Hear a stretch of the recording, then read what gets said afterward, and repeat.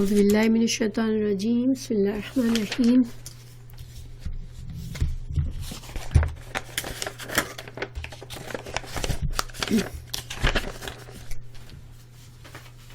وما محمد الا رسول قد خلت من قبله الرسل فإن مات أو قتل انقلبتم على أعقابكم ومن ينقلب على عقبيه فلن يضر الله شيئا وسيجزي الله الشاكرين۔ اس کا ترجمہ ہے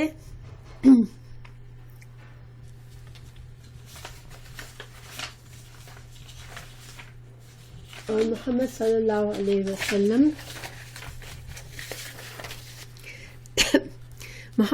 علیہ وسلم صرف رسول ہی ہے۔ ان سے پہلے بہت سے رسول ہو چکے ہیں، کیا اگر ان کا انتقال ہو جائے یا یہ شہید ہو جائے تو تم اسلام سے اپنی ایڑیوں کے بل پھر جاؤ گے؟ اور جو کوئی پھر جائے اپنی ایڑیوں پر تو ہرگز اللہ تعالیٰ کا کچھ نہ بگاڑے گا۔ عنقریب اللہ تعالیٰ شکر گزاروں کو نیک بدلہ دیں گے۔ تو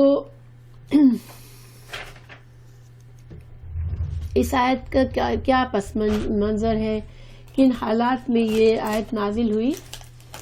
تو ہم دیکھتے ہیں کہ پیچھے سے اگر ہم دیکھیں تو اللہ سبحانہ تعالیٰ نے سورہ جنگ احد کا بھی واقعات بیان فرمانے اللہ تعالیٰ، اور ساتھ ساتھ مسلمانوں کی ان مسٹیکس کو نشاندہی کر رہے جس کی وجہ سے مسلمان جنگ ہار گئے تھے۔ ٹھیک ہے، تو پچھلے اسباق میں ہم نے دیکھا کہ اللہ تعالیٰ نے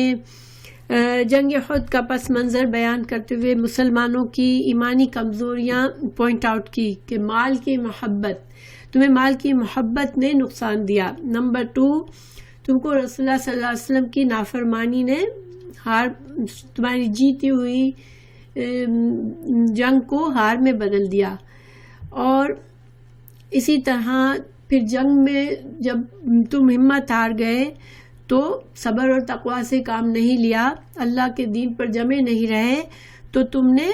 مار کھائی دشمن سے اور تمہارا نقصان ہوا۔ اور ان سب باتوں کو بتا کر اللہ تعالیٰ نے مسلمانوں کو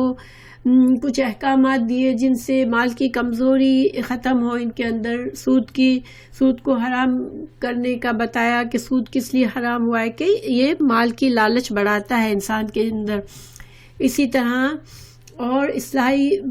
آیات نازل فرمائی اور صبر اور تقوی کا حکم دیا،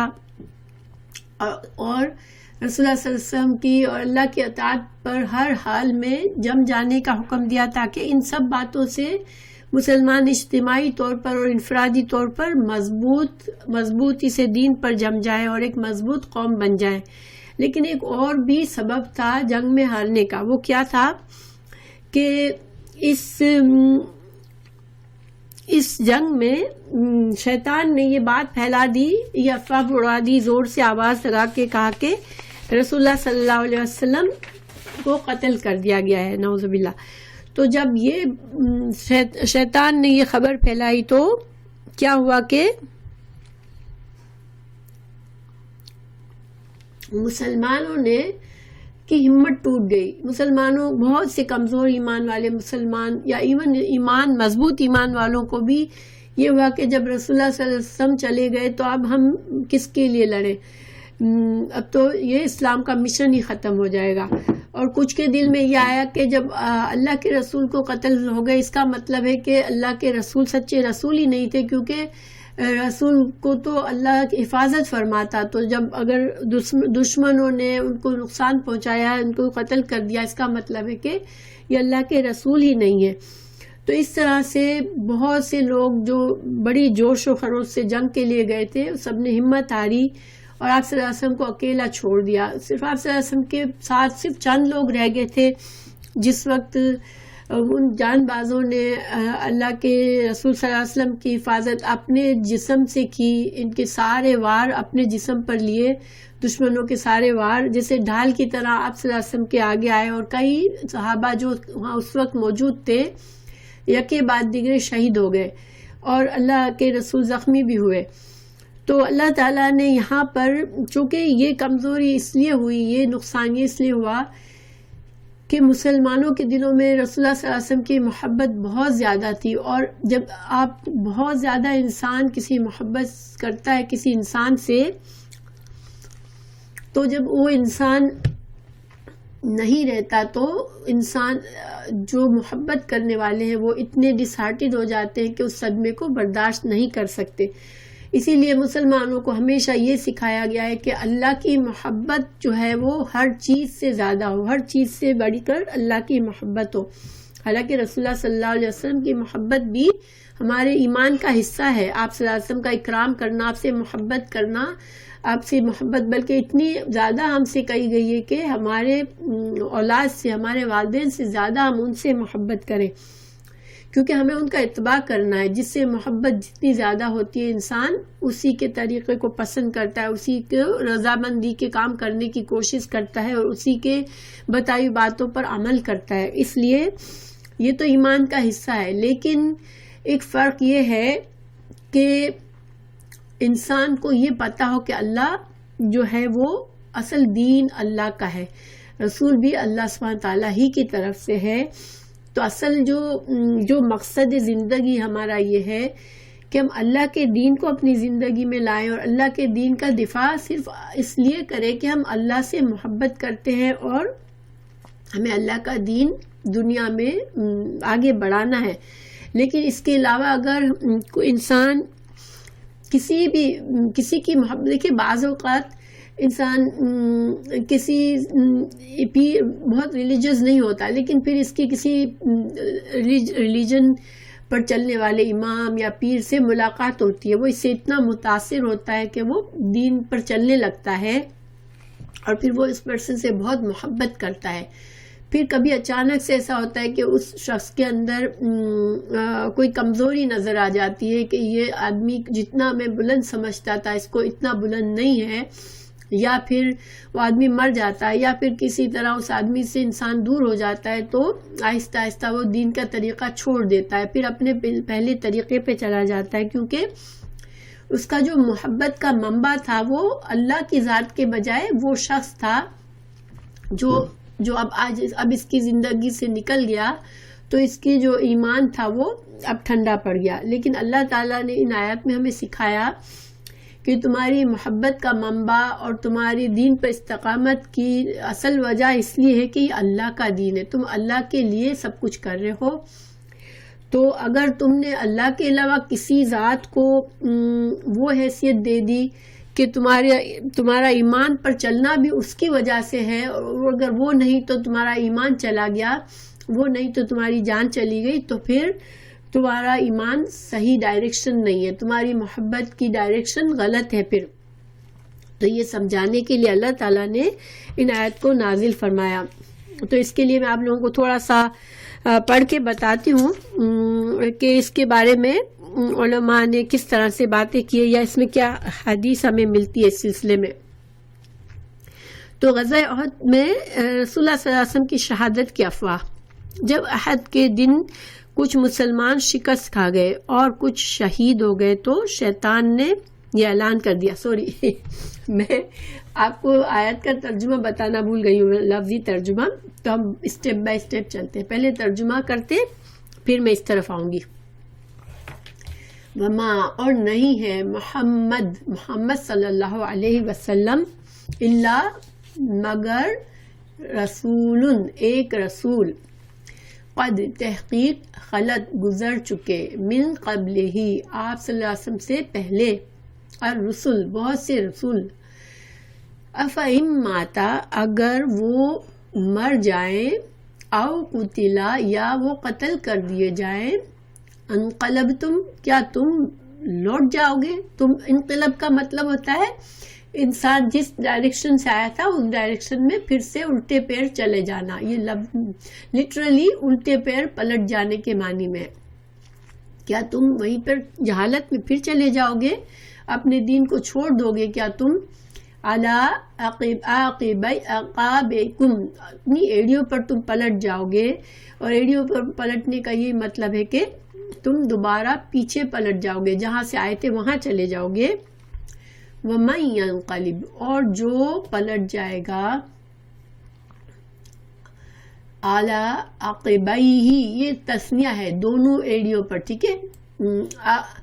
عقبتن جو ہوتی ہے وہ ایڑی ہے، اور یہ عقبیہ دو ایڑیوں پر، جو پلٹ جائے گا اپنی دو ایڑیوں پر، یعنی کہ الٹے پیر پھر جائے گا، جہالت کی طرف چلا جائے گا، تو فلن، تو وہ ہرگز نہیں، یضر، وہ نقصان دے گا اللہ کو، شیئن، کچھ بھی.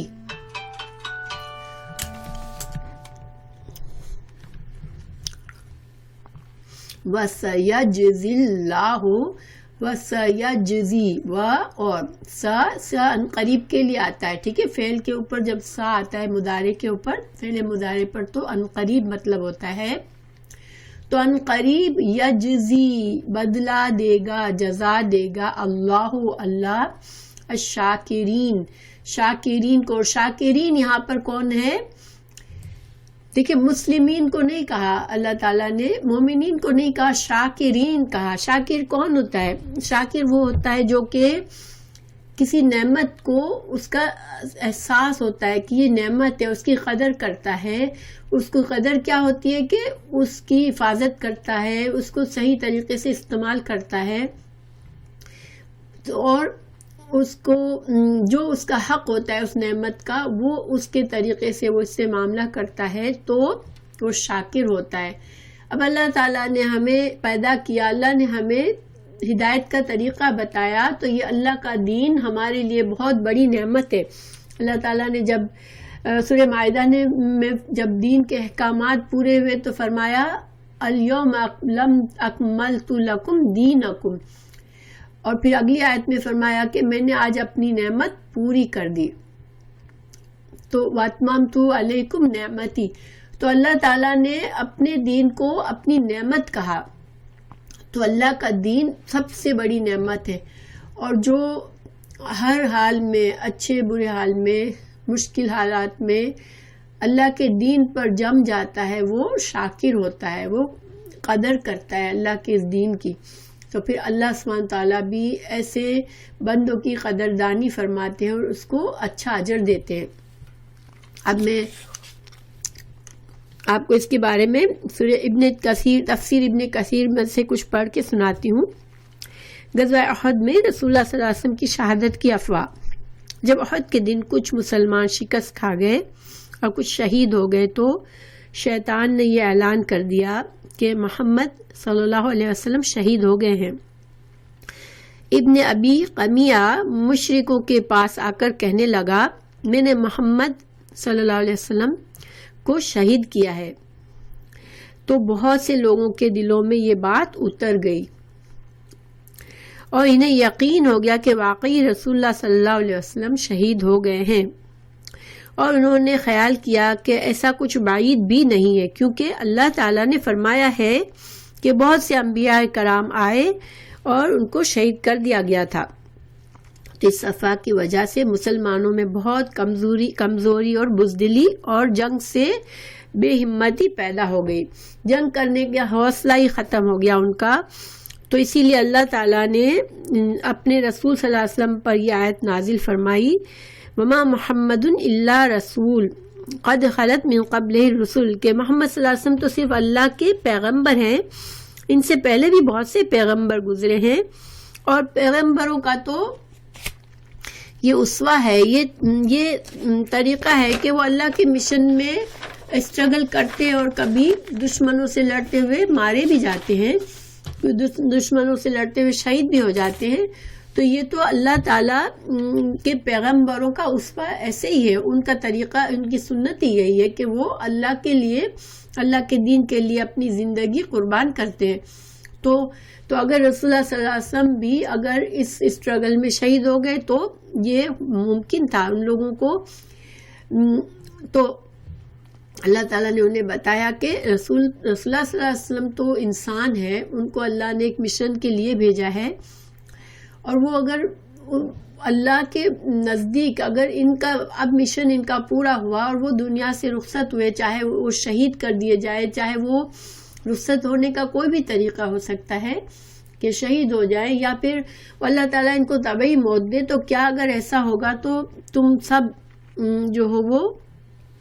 اللہ کے دین کو چھوڑ دو گے؟ کیا تم اس دین میں اس لیے آئے ہو کہ تمہیں صرف اللہ کے رسول صلی اللہ علیہ وسلم کی محبت میں آئے ہو؟ کیا تم اس دین میں کہ اگر ان کو کچھ ہوا تو تم ہمت ہار دو گے اور اپنے دین سے واپس پلٹ جاؤ گے؟ تو یہ جو ہے یہاں پر مسلمانوں کو سمجھایا گیا، لیکن یہ نہیں تھا کہ سارے مسلمان ایسے تھے۔ ایک اور واقعہ بھی بیان کیا جاتا ہے کہ اس میں حضرت ابن ابو نجیح نے اپنے باپ سے روایت کیا ہے کہ ایک مہاجر کا ایک انصاری کے پاس سے گزر ہوا، جبکہ وہ انصاری خاک اور خون میں تڑپ رہا تھا، یعنی کہ آلریڈی اتنا لڑ چکا تھا، زخمی ہو کے گر گیا تھا وہ میدان میں۔ تو اس گزرنے والے مہاجر نے اس سے کہا کہ اے فلاں، کیا تجھے یہ معلوم ہے کہ محمد صلی اللہ علیہ وسلم تو شہید ہو گئے؟ تو جو زخمی صحابی تھے انہوں نے جب یہ سنا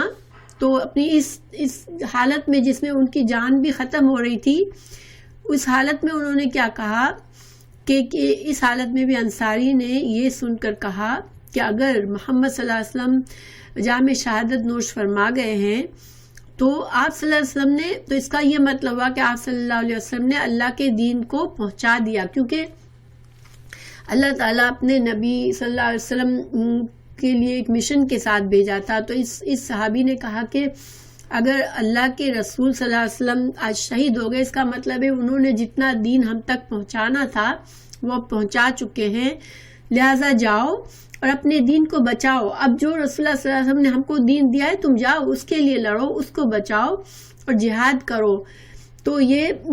دیکھیں کہ جو شخص خود تڑپ رہا ہے زخموں سے، اس نے کتنی بڑی شاندار بات کہی کہ اب آپ صلی اللہ علیہ وسلم اگر رخصت ہو گئے تو گویا کہ اللہ تعالیٰ نے جتنی ہدایت بھیجنی تھی اب بھیج دی ہے، اب ہم کو اس ہدایت کی حفاظت کرنی ہے اور اس کے لیے ہمیں آج دشمن سے لڑنا ہے۔ تو پھر اللہ تعالیٰ نے یہ آیت نازل فرمائی، یہ بحیقی کی روایت ہے۔ تو بہرحال اس آیت سے مسلمانوں کے لیے دو فائدے کی اللہ تعالیٰ نے، ایک تو مسلمانوں کو ان کی غلطی کا احساس دلایا کہ رسول اللہ صلی اللہ علیہ وسلم کی وفات کا سن کر تم اس طرح سے ہمت ہار بیٹھے، یہ ایمان کے خلاف تھا، یہ تمہارے ایمان کے خلاف تھا اور تم جنگ کا میدان چھوڑ کر چلے گئے۔ جب ایک مسلمان مومن جب اللہ کی راہ میں جب جہاد کا موقع آ جاتا ہے، جب جہاد میں اترا ہوا ہوتا ہے، دشمن سامنے ہوتا ہے، اس وقت ایک مومن کی شان نہیں ہے کہ وہ بھاگے کسی بھی وجہ سے، وہ جنگ کے میدان کو، اس لیے کہ مومن کو ہر حال میں اللہ پر بھروسہ کرنے کا ہے۔ تو اس میں جو ہے پھر آگے اللہ تعالیٰ فرما رہے ہیں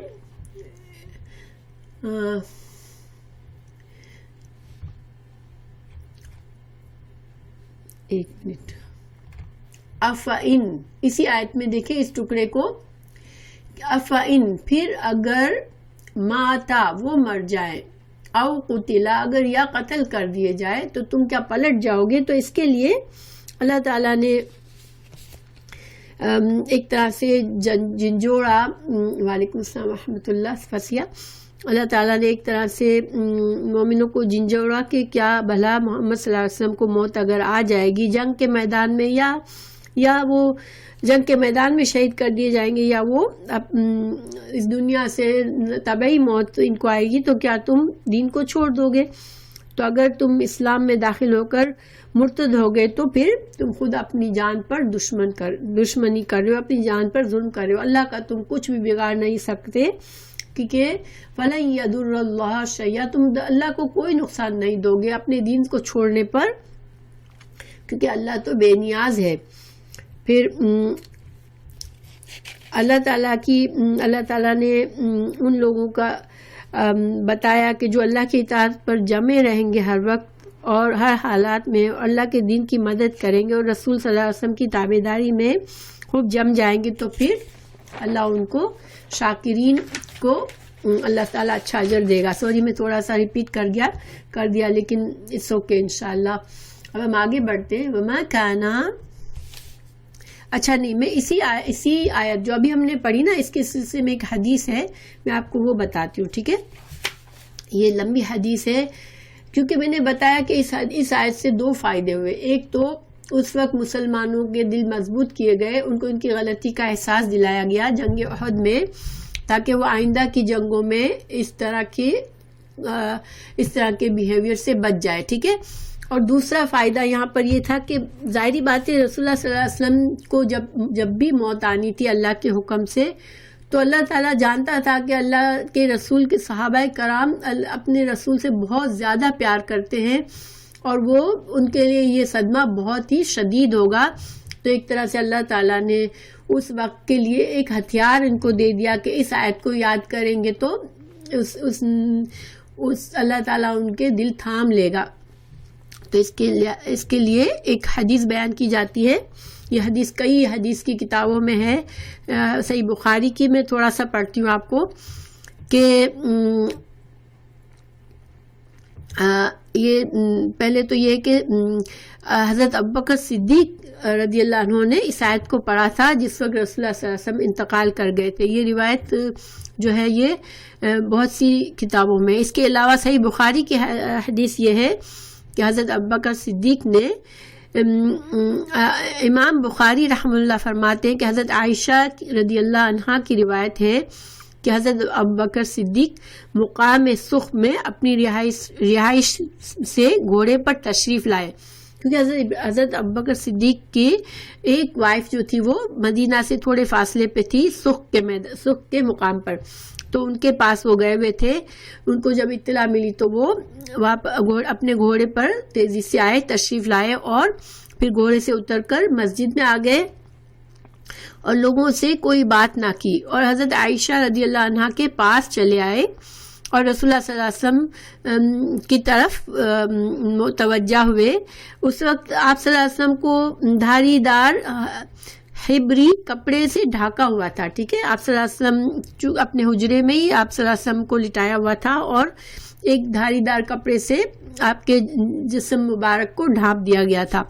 تو حضرت صدیق اکبر نے آپ صلی اللہ علیہ وسلم کے چہرے سے کپڑے کو ہٹایا اور آپ پر جھک گئے اور بوسہ دیا اور رونے لگے اور کہنے لگے، میرے ماں باپ آپ پر قربان، اللہ کی قسم اللہ آپ پر دو موتوں کو جمع نہیں کرے گا. جو موت آپ کے لیے لکھ دی گئی تھی وہ آپ پر وارد ہو چکی. یہ جو تھی یہ صحیح بخاری کی حدیث تھی. اب یہ مطلب کیا ہے؟ امام حضرت ابوبکر صدیق نے یہ کیوں جملہ کہا کہ اللہ آپ پر دو موتیں وارد نہیں کرے گا؟ کیونکہ ہوا یہ تھا کہ جب حضرت ابوبکر صدیق مسجد میں داخل ہوئے تو انہوں نے دیکھا عجیب تماشا تھا. صحابہ کرام عجیب و غریب حالت میں تھے. کوئی زمین پہ گرا ہوا تھا، کوئی زور زور سے کہہ رہا تھا کہ نہیں آپ صلی اللہ علیہ وسلم کا انتقال نہیں ہوا. حضرت عمر فاروق جو تھے وہ اتنے مضبوط اور کبیر صحابہ میں سے ہیں، وہ بھی اتنے شوق میں تھے کہ وہ کہہ رہے تھے کہ نہیں آپ صلی اللہ علیہ وسلم کا انتقال نہیں ہوا ہے اور جو یہ کہے گا وہ جھوٹا ہے. تو حضرت ابوبکر صدیق نے اس وقت کچھ کسی کو نہیں کہا اور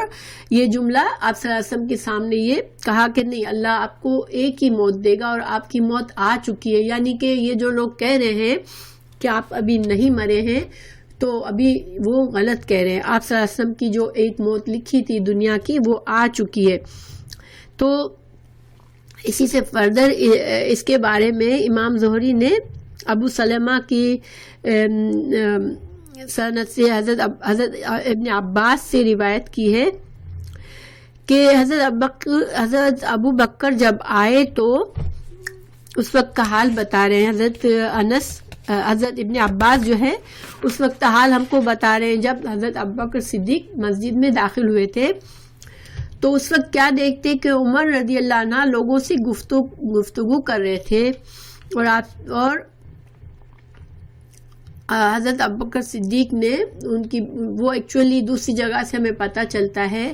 دوسری حدیثوں سے کہ وہ لوگوں سے انکار کر رہے تھے کہ نہیں اللہ کے رسول نہیں انتقال کر گئے اور جو یہ کہے گا میں اس کی گردن اڑا دوں گا. تو حضرت ابوبکر صدیق نے ان سے کہا عمر بیٹھ جاؤ، مگر حضرت عمر نے بیٹھنے سے انکار کیا. تو لوگ حضرت عمر کو چھوڑ کر آپ صلی اللہ علیہ وسلم کی طرف متوجہ ہو گئے. یعنی حضرت ابوبکر صدیق نے پھر حضرت عمر کو چھوڑ کر ایک طرف ہو کے خطبہ شروع کیا. تو جب آپ نے خطبہ پڑھنا شروع کیا تو لوگ حضرت عمر فاروق کو چھوڑ کر حضرت ابوبکر صدیق کی طرف متوجہ ہو گئے. تو آپ نے فرمایا اما بعد. حضرت ابوبکر صدیق نے کہا اما بعد، یعنی اپنے خطبے کی دعا کے بعد کہا،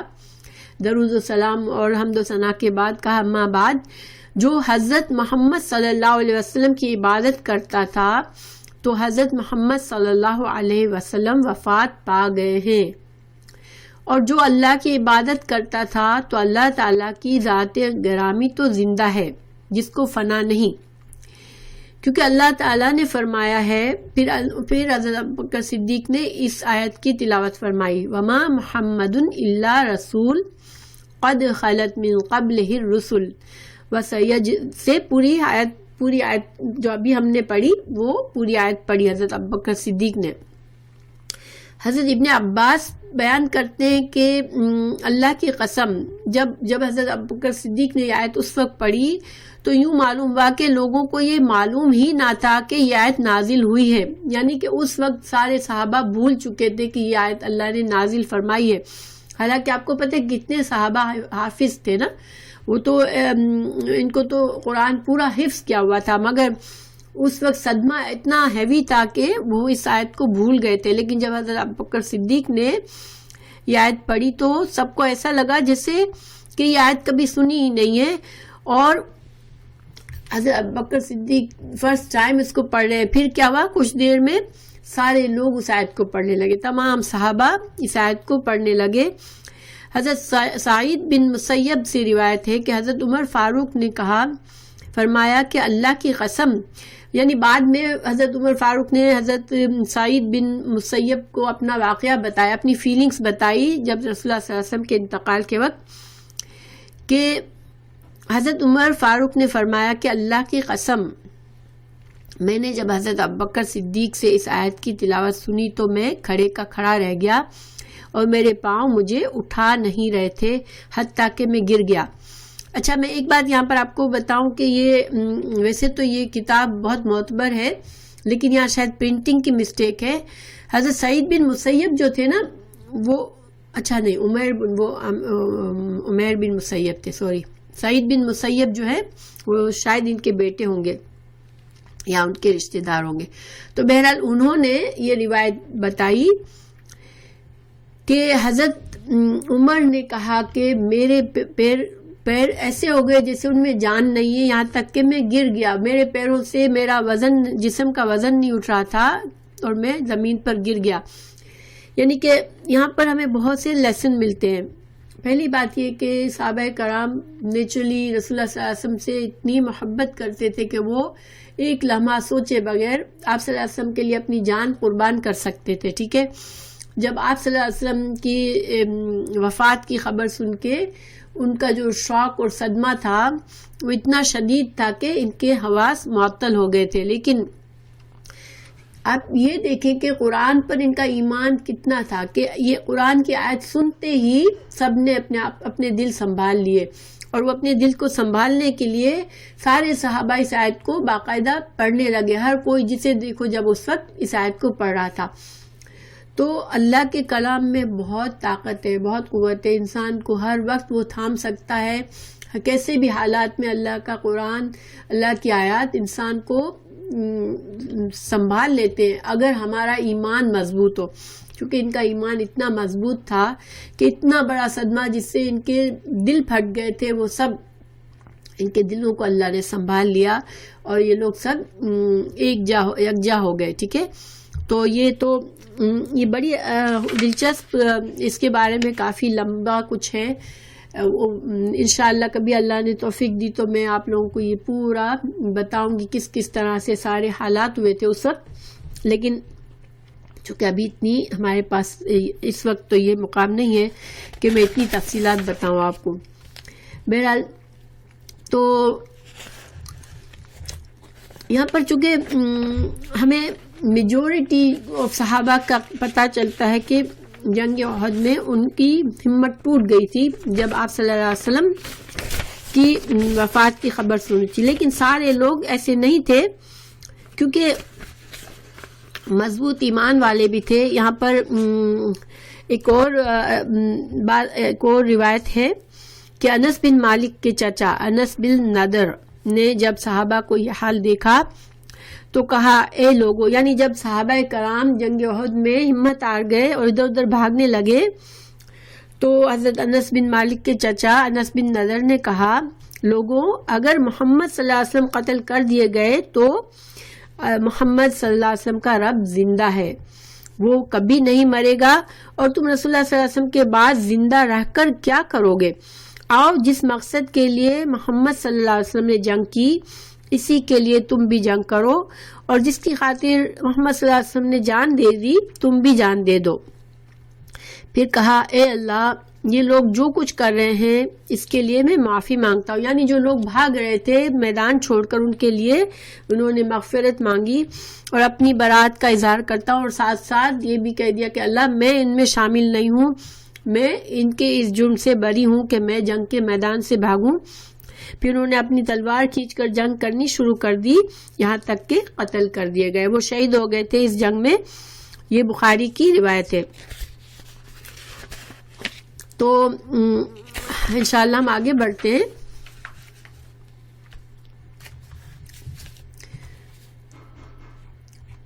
اب اللہ تعالی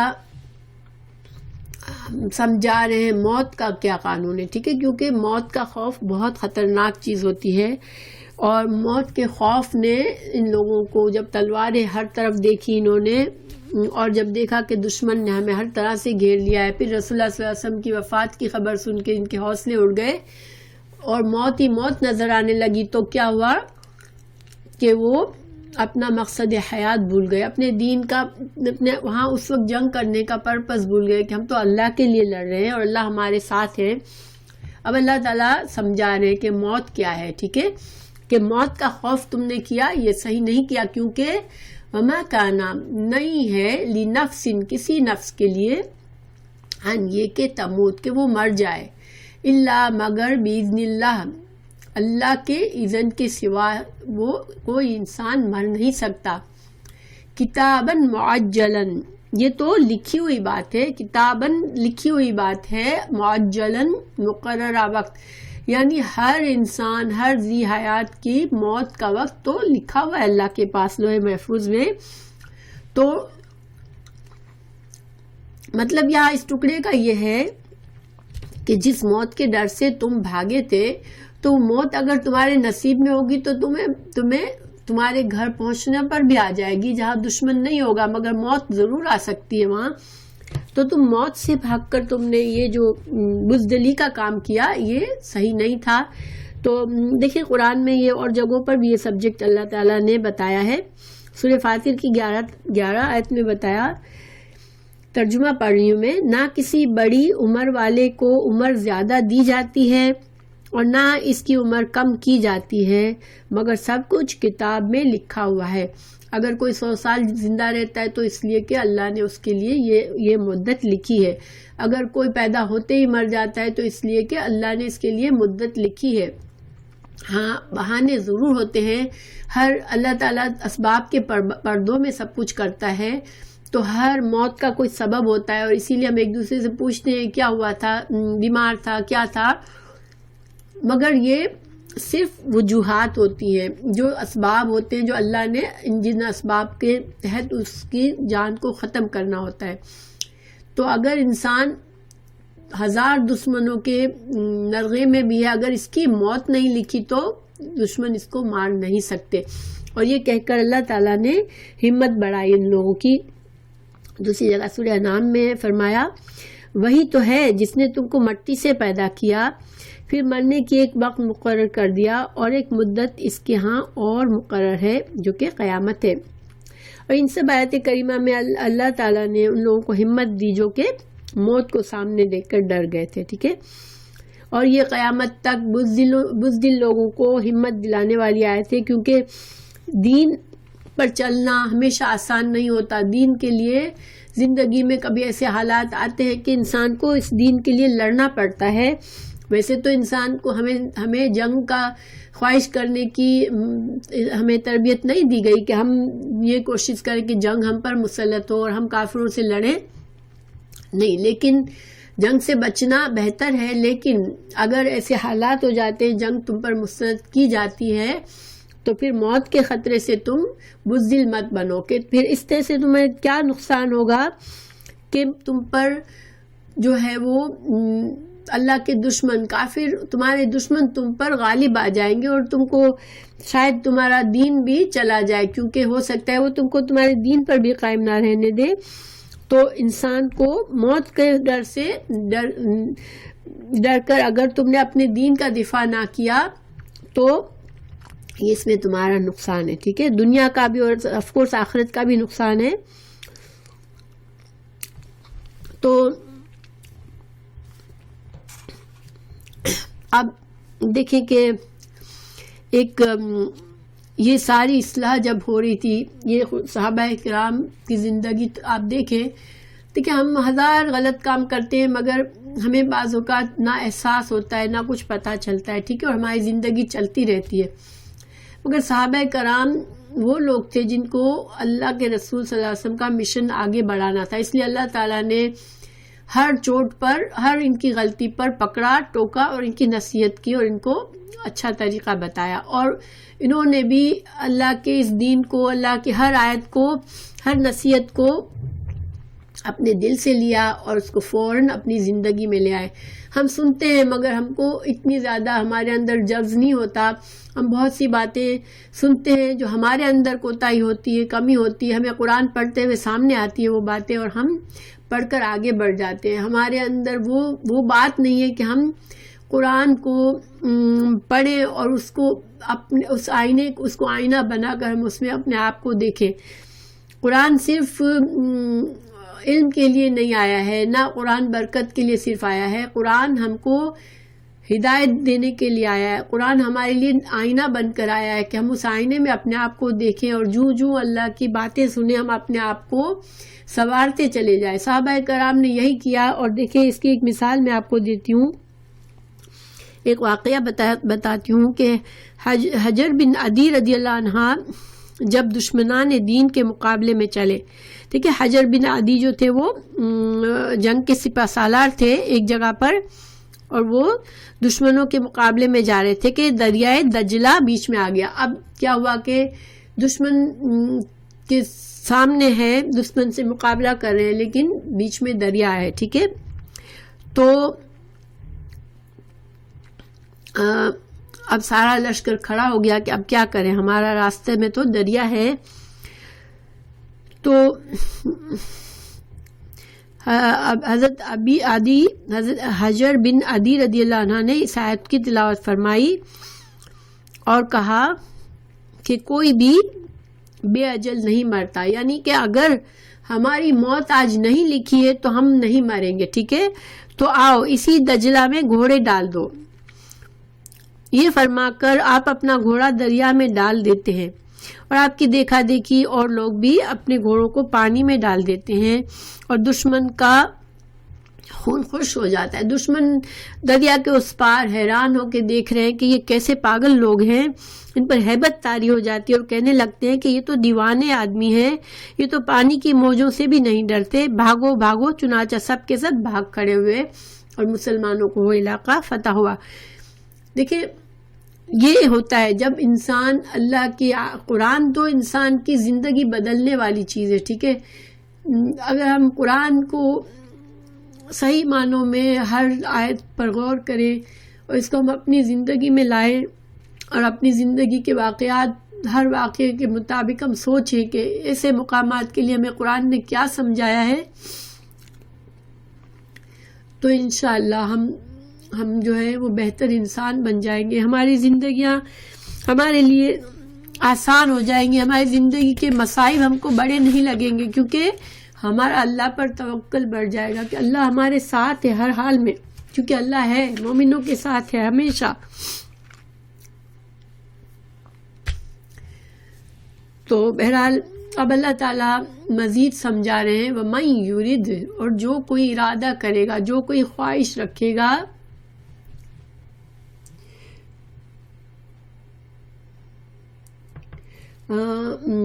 سوری آپ سوال کر رہی ہیں فصیحہ، مجھے سمجھ نہیں آئی۔ ڈیڈ سی نہیں، ڈیڈ سی نہیں، دریائے دجلہ اور جگہ ہے، اس کا مقام مجھے نہیں پتا، ٹھیک ہے۔ ڈیڈ سی میں تو موجیں ہوتی ہی نہیں ہے، وہ تو بالکل ڈیڈ اسی لیے کہتے ہیں کہ اس بالکل سکون ہے، اس میں کوئی چیز موو نہیں ہوتی، نہ کوئی زندگی ہے اس میں نہ کچھ۔ دریائے دجلہ جو ہے وہ دوسری جگہ ہے، میں نے ریسرچ نہیں کی کہ میں آپ کو بتاؤں کہ کہاں ہے، مگر دریائے دجلہ وہ نہیں ہے۔ اچھا،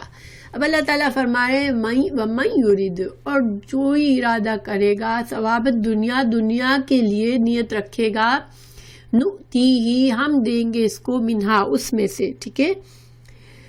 وَمَن یُرِد ثواب الآخرہ، اور جو ارادہ کرے گا آخرت کا، نُؤْتِیہِ منہا، ہم اس کو اس میں سے دیں گے، وَسَنَجْزِی الشَّاکِرِینَ، ہم قریب جزا دیں گے شکر کرنے والوں کے لیے۔ دیکھیں انسان جو ہے نا، زندگی ہماری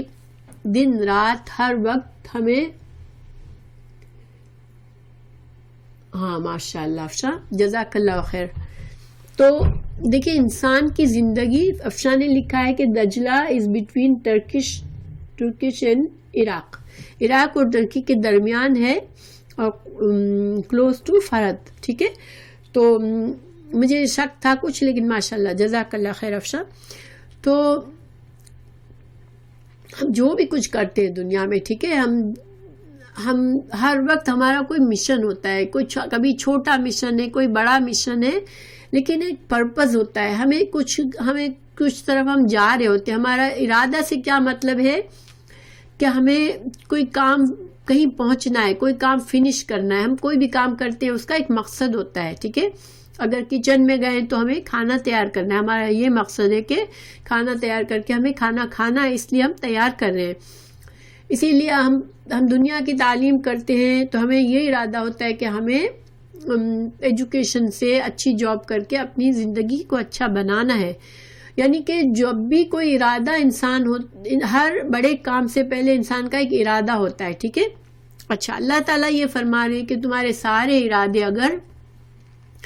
صرف دنیا کے لیے ہے کہ میں دنیا کے لیے مجھے یہ کام ختم کر لوں، مجھے وہ کام ختم کرنا ہے، مجھے تعلیم حاصل کرنی ہے، مجھے اچھا جاب لینا ہے، مجھے اچھا گھر بنانا ہے، مجھے اچھی فیملی رن کرنی ہے، مجھے اچھا اسٹیٹس چاہیے، مجھے فرینڈ سرکل چاہیے، مجھے قوت چاہیے، پاور چاہیے، میرے مال جمع کرنا ہے، ان ساری چیزوں کے لیے پہلے انسان کا ارادہ ہوتا ہے، پھر وہ اس کی طرف چلتا ہے، محنت کرتا ہے، کام کرتا ہے۔ بالکل بغیر کوئی ارادے، بغیر کوئی پلاننگ کے چلنے والے بہت کم ہوں گے، جن کو پتہ ہی نہیں ہے کہ وہ کر کیا رہے ہیں اور کہاں جا رہے ہیں۔ ایسے بھی ہوتے ہیں لوگ، مگر ان کو ہم دیوانہ کہتے ہیں کہ وہ تو بالکل لوزر ہے، ان کا کوئی پرپز نہیں ہے دنیا میں، ٹھیک ہے۔ اب اللہ تعالیٰ ہمیں یہ سمجھا رہے ہیں کہ اللہ نے ہمیں دن میں 24 گھنٹے دیے ہیں، ہماری جو بھی عمر ہے وہ ہماری مہلت ہے، اس ساری مہلت میں ہم بہت سارے ارادے کریں گے، بہت سارے کام کریں گے، لیکن ہمارے یہ ارادوں کا سرکل ہے، جو ہمارے محنت کا، کوشش کا سرکل ہے، یہ دنیا کی حد تک ہے، صرف دنیا دنیا دنیا۔ ہمیں آخرت کا ارادہ دماغ میں نہیں آتا، حالانکہ ہم مسلمان ہیں، ہم جانتے ہیں ہمیں مرنا ہے، ہمیں اللہ کو جواب دینا ہے، ہمیں ہمارے اعمال دیکھے جائیں گے، ہمیں اس کے برابر بدلہ دیا جائے گا، لیکن صبح سے رات تک ہم اپنے آپ کو دیکھ سکتے ہیں کس حد تک، ٹھیک ہے، کس حد تک ہماری سوچیں دنیا میں ہے۔ 24 گھنٹے کا کتنا وقت ہمارا فوکس آخرت پر ہوتا ہے کہ یہ میں کام اپنی آخرت کے لیے کر رہی ہوں، ٹھیک ہے۔ اب اللہ تعالیٰ فرما رہے ہیں کہ جس کے سارا وقت، زندگی کی ساری مہلت اس نے صرف دنیا کے ارادے میں گزار دی، دنیا کے مقاصد میں گزار دی، تو کیا ہوگا؟ اللہ اس کو دے گا، دنیا دے گا، کیونکہ منہا، اس میں سے، یعنی جتنی اس کی کوشش ہوگی اس میں سے جو کچھ اس کے نصیب میں ہوگا۔ دیکھیے دنیا میں بھی اللہ نے یہ وعدہ نہیں کیا کہ تم کوشش کرو گے تو دنیا ساری کی ساری تمہیں مل جائے گی، ٹھیک ہے؟ دنیا میں منہا، اس میں سے کچھ دے گا اللہ۔ کتنا دے گا؟ جتنا تمہارے نصیب میں اللہ نے پہلے سے لکھ دیا ہے اتنا دے گا تمہیں۔ یعنی کوئی انسان سارے اپنی ایفرٹ لگا لے، کچھ بھی کر لے، ٹھیک ہے؟ بعض آپ نے دیکھا بعض اوقات لوگ اتنی محنت کرتے ہیں پھر بھی کامیاب نہیں ہوتے، کسی کام کے لیے دھن پڑی ہوئی ہوتی ہے، ان کو دنیا چھوڑ کے اس کام کے پیچھے پڑے ہوتے ہیں، مگر وہ کام ہوتا ہی نہیں ہے۔ کیوں نہیں ہوتا؟ کہ ان کے نصیب میں نہیں تھا تو ان کو نہیں ملے گا۔ ہاں البتہ محنت کرنے سے بہت سے کام ملتے بھی ہیں، بہت سی چیزیں ہوتی بھی ہیں۔ وہ کیوں ہوتی ہے؟ کہ اللہ نے پہلے سے لکھا ہوا ہوتا ہے کہ یہ بندہ کو مجھے یہ دینا ہے، ٹھیک ہے؟ تو دنیا میں اس کو سب کچھ مل گیا، لیکن جب ایسے لوگ آخرت میں جائیں گے تو ان کے لیے پھر کوئی بدلہ نہیں ہوگا، کیونکہ انہوں نے آخرت کا سوچا ہی نہیں تھا۔ اللہ تعالیٰ فرمائے اس کے مقابلے میں جو چاہتا ہے آخرت کا بدلہ، آخرت کا ثواب چاہتا ہے، آخرت کا جب اجر چاہتا ہے، ہر کام سے پہلے یہ دیکھتا ہے کہ میری آخرت کا کچھ اس میں نقصان تو نہیں ہے، چاہے وہ دنیا کے فائدے کے کام ہو، لیکن وہ کیا پوچھتا ہے خود کو؟ کہیں میرا اللہ ناراض تو ہوگا نہیں اس سے، میری آخرت تو نہیں خراب ہو جائے گی میرے اس ارادے سے، میرے اس کام سے؟ تو پھر وہ کرتا ہے، ٹھیک ہے؟ تو جب جو انسان چاہے دنیا کے کام کرے مگر اس کی نظر آخرت پر ہے کہ میری کوئی دنیا کے کام میں کسی کوشش میں ایسا کام نہ شامل ہو جائے جس سے میرا رب مجھ سے ناراض ہو جائے اور میری آخرت بگڑ جائے، تو ان کو کیا ہوگا؟ اللہ ان کو کیا دے گا؟ نوتیہ منہا، دنیا میں سے بھی دے گا، ٹھیک؟ منہا دنیا سے ہے، ٹھیک ہے؟ کہ اللہ تعالیٰ اس کو دنیا میں اس کے نصیب میں جو لکھا ہے وہ اس کو دے گا، ٹھیک ہے؟ وَسَنَجْزِي الشَّاكِرِينَ، لیکن شاکرین، جن کو اللہ کے دین کی قدر ہے، جن کو اللہ سے محبت ہے، جو اللہ کی نعمتوں کا شکر کرتے ہیں کہ اللہ نے مجھے زندگی دی، اللہ کی نعمت ہے، اللہ نے مجھے موقع دیا کہ میں اس زندگی میں کچھ کما لوں آخرت، تو یہ اللہ کا شکر ہے، تاکہ میں اس زندگی کو ضائع نہ کر بیٹھوں، میں اس کی قدر کروں، میں اس کے ہر لمحے کو اللہ کی رضا کے لیے استعمال کروں، تو پھر اللہ اس کو بہت بہترین اس کی جزا دے گا۔ اب دیکھیں اس کا یہ مطلب نہیں ہے کہ انسان اللہ والا بن گیا تو اب دنیا چھوڑ دے۔ ہم لوگوں کے ذہن میں یہ ہوتا ہے کہ اللہ والا وہ ہوتا ہے جس کی کوئی دنیا، وہ دیوانہ ہوتا ہے، بالکل اللہ اللہ اس کے دماغ میں ہوتا ہے، اس کے دماغ میں کچھ ہوتا ہی نہیں، یہ مطلب نہیں ہے۔ دنیا میں تو ہمیں اپنے معاملات کرنے ہیں اور دنیا کے معاملات ہماری زندگی کا بہت سا حصہ لے لیتے ہیں، مگر اگر ہماری نیت اس طرح کی ہوگی کہ ہر کام میں ہم اللہ کی رضا کا خیال رکھیں گے تو ہمارا ہر کام اجر و ثواب ہی ہے انشاءاللہ۔ ہماری اپنی، چاہے ہم کھانا کھا رہے ہیں اپنے پیٹ بھرنے کے لیے، مگر اللہ ثواب دے گا کہ ہم نے حلال کی کوشش کی اور ہمیں اس کا اجر ملے گا۔ اگر ہم اپنی ورزش کر رہے ہیں، اپنا جسم بنا رہے ہیں تو اپنی صحت کے لیے، مگر اللہ ہمیں اجر دے گا۔ اگر ہم یہ سوچیں گے کہ میں مضبوط مومن بنوں تاکہ مجھ سے اچھے کام ہو سکے تو انشاءاللہ ہمیں اجر ملے گا۔ ہم کسی کو معاف کر دیں گے اس لیے نہیں کہ مجھ سے ڈر رہے ہیں، مگر اس لیے معاف کریں گے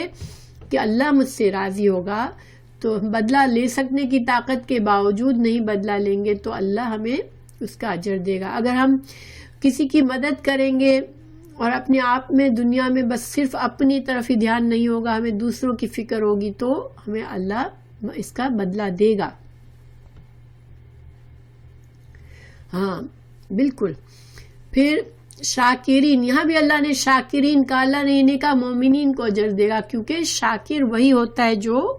صرف اللہ کی توحید پر رہتا ہے اور اللہ کی رضا کا ہر وقت اسے احساس ہوتا ہے اور اللہ کی نعمتوں سے غافل نہیں ہوتا، تو وہ شاکر ہوتا ہے۔ اللہ تعالیٰ پھر اس کا اجر ضائع نہیں کرتا۔ تو یہ کئی جگہ پہ ہے، اس کا یہ مفہوم اللہ نے کئی جگہ پر قرآن میں ذکر کیا ہے۔ میں ایک دو جگہ آپ کو بتاتی ہوں کہ سورہ شورا میں اللہ نے فرمایا جو شخص آخرت کی کھیتی کا طالب ہو اس کے لیے ہم اس کی کھیتی میں افزائش کریں گے، ٹھیک ہے، اور جو دنیا کی کھیتی کا خواہش مند ہو اس کو ہم اس میں سے دیں گے، یعنی جو اس کے مقدر میں ہوگا وہ، پھر آخرت میں اس کو کوئی حصہ نہ ملے گا۔ پھر دوسری جگہ اللہ تعالیٰ نے فرمایا بنی اسرائیل 18-19 میں، ترجمہ، جو شخص دنیا کی خوشحالی اور آسودگی کا خواہش مند ہے تو ہم اس میں سے جسے چاہتے ہیں جتنا چاہتے ہیں جلد دے دیں گے، ٹھیک ہے، یعنی دنیا میں ہی دے دیں گے،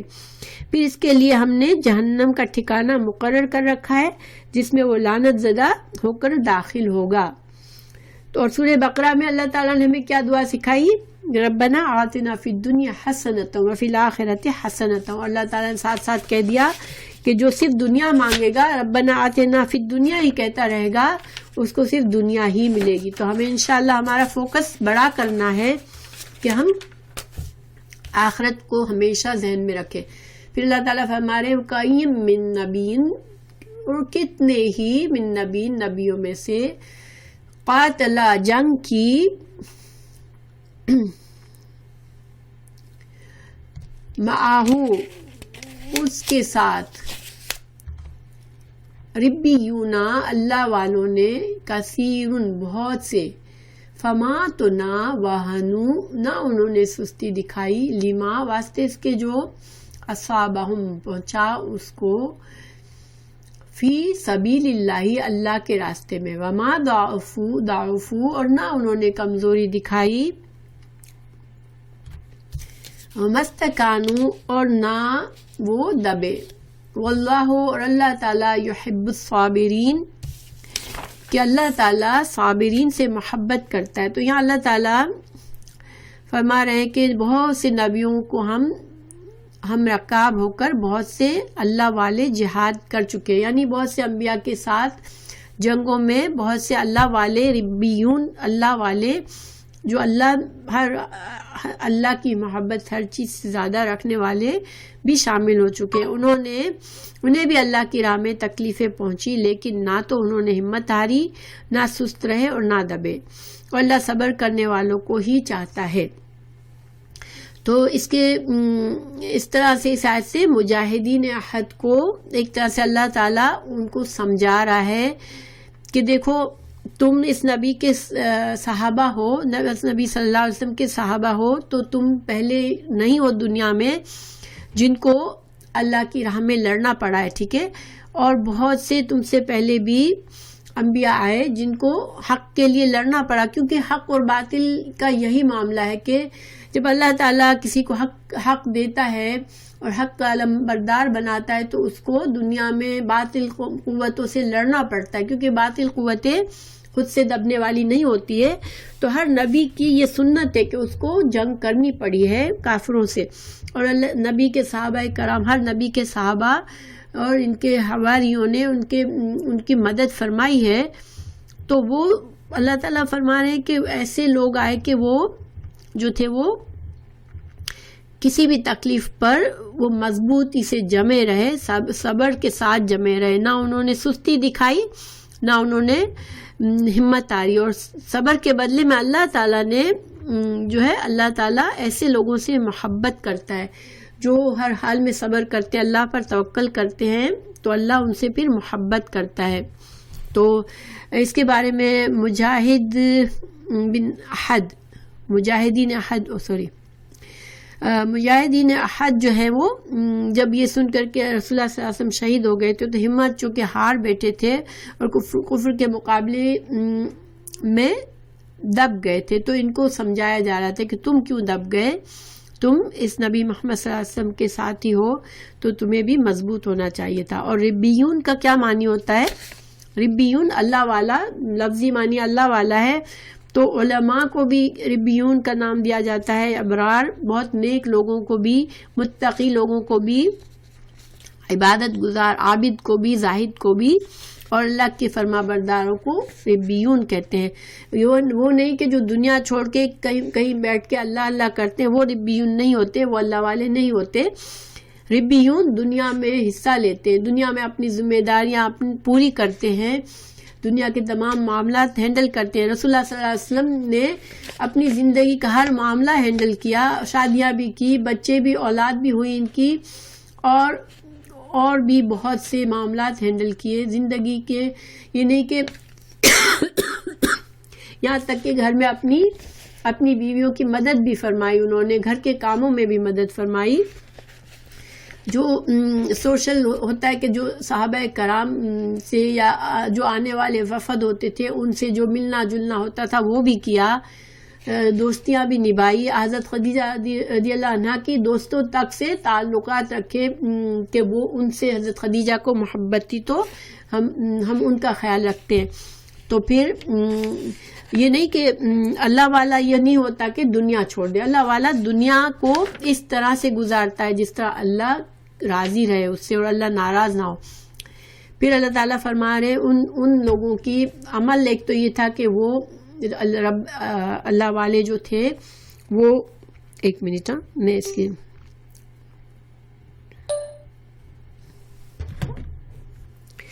آیت 147 میں اللہ تعالیٰ جو ہیں اب ان کا قول بتا رہے ہیں کہ ان کا عمل تو ایسا تھا کہ ہمت نہیں آ رہی جنگ کے میدان میں، لیکن ان کی دعا کیا تھی، ان کا قول کیا تھا، وہ اللہ تعالیٰ آگے بتا رہے ہیں. وما کان، اور نہ تھا، قولہم، ان کی دعا، ان کی بات، الا مگر، ان یہ کہ قالو، انہوں نے کہا، ربنا اغفر لنا ذنوبنا، اے اللہ، اے رب، اے ہمارے رب، ربنا، اے ہمارے رب، اغفر لنا، بخش دے ہمارے لیے ہمارے گناہ. ایک منٹ، فائل بڑی ہو جاتی ہے تو پھر مجھے مسئلہ ہوتا ہے ریکارڈنگ بھیجنے میں، اس لیے میں اس کو ذرا اوکے. ربنا، اے ہمارے رب، اغفر لنا، بخش دے ہمارے لیے، ذنوبنا، ہمارے گناہ، و اسرافنا، اور ہماری زیادتیاں، فی امرنا، ہمارے معاملات میں، وثبت، اور جما دے، اقدامنا، ہمارے قدموں کو، وانصرنا، اور مدد فرما ہماری، علی القوم الکافرین، ہماری مدد کافرین پر کے مقابلے میں مدد فرما. اب اگر آپ اس دعا پر غور کریں، یہ ایسے لوگ ہیں جن کو ربیون ہے، اللہ کے لیے لڑنے نکلے ہیں، لیکن دعا کیا مانگ گئے؟ اللہ ہمارے گناہ معاف کر دے، اللہ ہم سے جو زیادتیاں ہو گئی وہ اس سے درگزر کر دے. دیکھیں ہم تو اتنا سا چھوٹا سا نیکی کا کام کرتے ہیں تو ہم اتنے خوش ہوتے ہیں کہ ہم نے بہت نیکی کی، لیکن یہ لوگ نیکی کا عظیم مرتبے پہ ہیں. وہ جنگ کے لیے نکلے، جہاد کے لیے نکلے، اپنی جان اور مال کو اللہ کی راہ میں لٹانے کے لیے نکلے ہیں، مگر دعا کیا مانگ رہے ہیں؟ اللہ ہمارے گناہ معاف کر دے، اللہ ہماری زیادتیوں کو، ہمارے معاملات میں جو زیادتیاں ہوئی ان کو بخش دے. کیونکہ انسان کبھی بھی گناہوں سے، غلطیوں سے پاک نہیں ہو سکتا، اور ایک اللہ والا وہی ہوتا ہے جس کو احساس ہوتا ہے کہ میں اپنے گناہوں سے، وہ ڈرتا رہتا ہے، وہ بھاگتا رہتا ہے، وہ توبہ کرتا رہتا ہے کہ اللہ میں غلط کام نہ کر دوں، میں زیادتیاں نہ کر دوں، تو مجھے بچا. کیونکہ انسان بہت کمزور ہے، انسان کا نفس اس کا دشمن ہے، اس کا شیطان اس کا دشمن ہے. تو ہم خود سے تو نیک بھی نہیں بن سکتے اللہ اس کے اللہ تعالیٰ ہماری مدد کرے اور اللہ تعالیٰ ہمارے گناہوں سے درگزر کرتا رہے. اور کامیابی جو ہے، حافظ ابن قیم اس کے بارے میں بتاتے اس آیت کے بارے میں کہ اصل ہوتا یہ کہ گناہوں کی وجہ سے ہی دشمن غالب آتا ہے. ایک اللہ کے ماننے والی قوم ہے، اگر وہ مغلوب ہے تو کیا مطلب، کیا انڈیکیشن ہے کہ وہ اپنے گناہوں میں ڈوبی ہوئی ہے. کیونکہ گناہ ایسی چیز ہے جس کی وجہ سے شیطان کو مسلمانوں کے دشمنوں کی مدد کرنے کا موقع ملتا ہے. ٹھیک ہے، اگر مسلمان اتنے مضبوطی سے جم جائیں اللہ کے دین پر تو شیطان کا کوئی بس نہیں ہے مسلمانوں پر. لیکن جب ہم کمزور ہوتے ہیں تو شیطان ہمارے دشمنوں کے ساتھ مل کر ہم پر حملہ کرتا ہے. اور فتح و کامرانی کی شرط اول یہ ہے کہ اللہ کی اطاعت اور بندگی ہو. اگر ہم اللہ کی اطاعت سے ہٹتے ہیں تو پھر ہم یہ سمجھیں کہ ہم تمام قوموں پر ہم مسلمان ہیں، ہماری عظمت ہو، ہم دوسرے قوموں پر ہم فتح حاصل کریں، ہم کامران ہوں، ہم یعنی کہ غالب ہوں. تو یہ چیز بغیر اللہ کی اطاعت اور بندگی کے ہو ہی نہیں سکتی. اللہ کے پورے بندے بنیں گے تو اللہ ہمیں دنیا میں اونچا مقام دے گا اور آخرت میں بھی. تو یہ معلوم صرف اللہ کے نیک بندوں کو یہ پتہ ہوتا ہے، ورنہ جن لوگوں کو بہت جلدی ان کے دماغ تب جاتا ہے کہ ہم تو بہت اچھے لوگ ہیں، ہم ہمارا تو کوئی غلط ہے ہی نہیں کام، اور فلاں کی وجہ سے یہ غلط ہو گیا، فلاں کی وجہ سے غلط ہو گیا، وہ جو ہے وہ کامیاب نہیں ہو سکتے۔ آپ دیکھیں گے جنگ احد میں کسی صحابی کو کچھ نہیں کہا گیا کہ تم نے غلطی کی اس وجہ سے ایسا ہوا، حالانکہ اتنا بڑا لاس ہوا، لیکن نہ اللہ نے کچھ کہا کسی کا نام لے کر، نہ اللہ کے رسول نے کہا کہ ہاں یہ جو لوگ پہاڑ پر تھے نا، ہاں انہوں نے یہ سب کچھ کیا ہے، ان کی وجہ سے ہوا، ایسا کچھ نہیں ہوا۔ ہاں اللہ تعالیٰ نے مجموعی طور پر اصلاح کے طور پر فرمایا کہ یہاں تم لوگوں نے غلطی کی ہے، مگر کسی پر تنقید نہیں کی گئی۔ تو کیونکہ اللہ کی اطاعت جو ہے، اگر ہم اللہ کی اطاعت میں ہیں تو پھر ہمیں کوئی بھی نہیں ہم پر غالب آ سکتا۔ پھر انہوں نے دعا مانگ، ان کی اور دعا کیا ہے کہ اللہ ہمارے قدموں کو جما دے۔ تو اللہ سبحانہ تعالیٰ سے اگر ہم آج اپنی عزت چاہتے ہیں، ہم غلبہ چاہتے ہیں، ہم چاہتے ہیں کہ مسلمانوں کو ایک ایسی حیثیت ہو کہ لوگ دیکھیں اور مسلمانوں کو دیکھ کے فالو کریں، ہماری اولادیں، ہماری اگلی جنریشنز ہمارے پیچھے چلنا چاہیں، تو ہمیں ایسا مسلمان بننا پڑے گا، اپنے گناہوں سے، اپنی غلطیوں، اپنی زیادتیوں کو دور کرنا پڑے گا، اور اللہ سے مدد مانگنی پڑے گی۔ منصورنا علی القوم الکافرین، کیونکہ اللہ کی مدد کے بغیر تو کچھ بھی نہیں ہوتا۔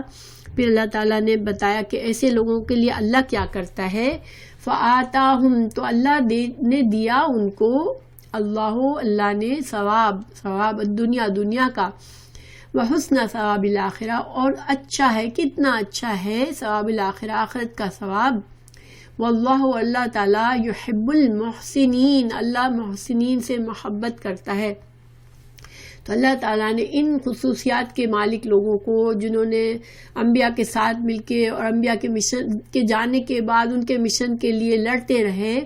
اور جنہوں نے اپنے قدموں کو جما کے رکھا اللہ کے دین پر، اور اپنی غلطیوں پر نظر رکھی، اللہ سے مدد مانگتے رہے، استغفار کرتے رہے، تو اللہ نے پھر انہیں نہ صرف دنیا میں دیا بلکہ آخرت کا تو بہت بہترین اجر ان کے لیے انتظار کر رہا ہے۔ اور ہم نے دیکھا صحابہ کرام کو اللہ تعالیٰ نے بہت عزت دی، بہت مقام دیا۔ آپ صلی اللہ علیہ وسلم کے بعد بہت جلدی مسلمان سپر پاور بن گئے دنیا کے، اور یہ اللہ کی رحمت تھی، اللہ تعالیٰ کا ثواب تھا، ثواب الدنیا تھا، جو اللہ تعالیٰ نے ان کی نیکیوں کی وجہ سے ان کو دیا۔ اور اللہ سبحانہ تعالیٰ ان کا اجر اللہ تعالیٰ نے دنیا میں ہمیں بتا دیا کہ اللہ رضی اللہ عنہم، اللہ ان سے راضی ہے۔ اس کا مطلب ہے کہ آخرت کا بھی ان کے لیے بہترین اجر ہے انشاءاللہ۔ اللہ تعالیٰ ان سب کے اجر و ثواب میں، رحمت میں برکت کر دے، اور بھی ان کے درجات اور بھی بلند کر دے، آمین۔ پھر اللہ تعالیٰ نے فرمایا کہ اللہ محبت کرتا ہے محسنین سے۔ ہم سب چاہتے ہیں اللہ ہم سے محبت کرے، تو ہمیں محسن بننا ہے، احسان کے درجے پہ ہر کام کرنے کی کوشش کرنی ہے جس سے اللہ ہم سے راضی ہو جائے، ٹھیک ہے انشاءاللہ۔ اللہ سبحانہ تعالیٰ ہم لوگوں کی اصلاح کر دے، اللہ سبحانہ تعالیٰ ہماری اولادوں کو، ہماری آنے والی جنریشنز کو اس دین پر چلنے والا بنائے، اور اللہ تعالیٰ ہمیں توفیق دے کہ ہم مسلسل اللہ کی رضا پر نظر رکھیں، ہر دنیا کے معاملے کو ہم اللہ کی خواہش کے، اللہ کی پسند کے مطابق اس کو طے کریں انشاءاللہ۔ اور اللہ تعالیٰ ہمارے سارے غم دور کر دے۔ اللہ تعالیٰ ہمارے کوئی غم ہے ہمارے دلوں میں جو ہمیں روکتے ہیں دین میں آگے بڑھنے سے، تو اللہ تعالیٰ ہمارے غموں کو ہمارے دلوں سے دور کر دے، اور ہم سب کو ثابت قدمی عطا کر دے، کیونکہ غم بھی ایسی چیز ہے